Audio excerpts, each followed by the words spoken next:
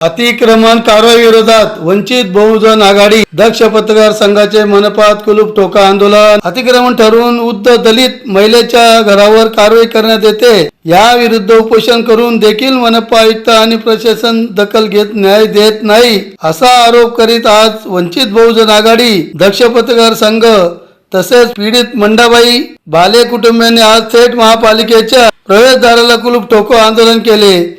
या आंदोलनामुळे महापालिका प्रवेशद्वारावर काही काळ तणावाची स्थिती निर्माण झाली होती। पोलिसांनी आंदोलकांना रोखून प्रतिबंधकात्मक कारवाई केली। यावेळी जोरदार शाब्दिक चकमक देखील उडाली। वंचित बहुजन आघाडीचे संघटक शंकर अण्णा खरात, दक्ष पत्रकार संघाचे अध्यक्ष दीपकुमार बागुल तसेच भाले कुटुंबातील सदस्य यावेळी चांगलेच आक्रमक झाले होते। त्यांनी जोरदार घोषणाबाजी करून लक्ष वेधले। दरम्यान या आंदोलनाबद्दल माहिती एका पत्रकातून देण्यात आली। त्यानुसार मंडाबाई रघुनाथ भाले व दक्ष पत्रकार संघ वंचित बहुजन आघाडी यांच्यातर्फे दिनांक 15 जून 26 रोजी रात्री 8 वाजेपासून जेल रोड क्युबन क्लब जवळ धरणे आंदोलन सुरू असून मंडाबाई रघुनाथ भाले यांना पोलीस प्रशासनाकडून सिव्हिल हॉस्पिटल धुळे येथे ऍडमिट करीत मानसिक त्रास होऊनही न्याय मिळाला नाही।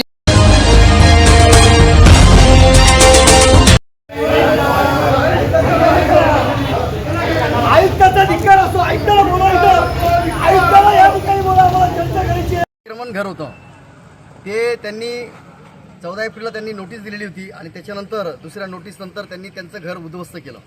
70 ते 80 वर्ष त्या ठिकाणी वास्तव करणारे मंडाबाई भाले हे 80 वर्षापासून त्या ठिकाणी वास्तव करत आहेत।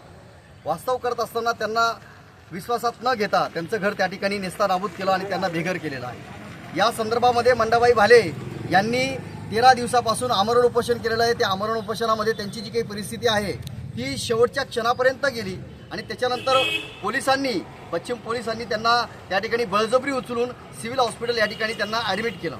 त्याच्यानंतर दक्ष पत्रकार संघाच्या माध्यमातून आणि वंचित बहुजन आघाडीचे शंकर अण्णा यांच्या माध्यमातून हे प्रकरण आम्ही आयुक्तांपर्यंत आणि माननीय जिल्हाधिकारी मॅडम यांच्यापर्यंत ते प्रकरण सांगितलं की यांना त्याच ठिकाणी वास्तव करण्यासाठी जागा देण्यात यावी। जर दिली नाही तर आम्ही वेगळ्या पद्धतीने आंदोलन करू। तर त्या माध्यमातून काल आम्ही धुळे शहरामध्ये जो काही आयुक्त आलेला आहे हा रोबोट आहे याचं बॅनर आम्ही काल तयार केलं आणि ते बॅनर देखील महानगरपालिकेच्या समोर लावलेलं होतं, गोपाळटी जवळ लावलेलं होतं। त्या बॅनरला आयुक्त एवढा घाबरला, जर तू इतकाच जर घाबरतो, तुला शासनाचा पगार मिळतो, या ठिकाणी धुळे शहराची जी काही लोक कर भरतात त्या पगारातून त्या पैशातून तुझा पगार होतो, मग तू दुसऱ्याच्या सांगण्यानुसार वागतो का, या ठिकाणी असा प्रश्न होतो। कारण की हा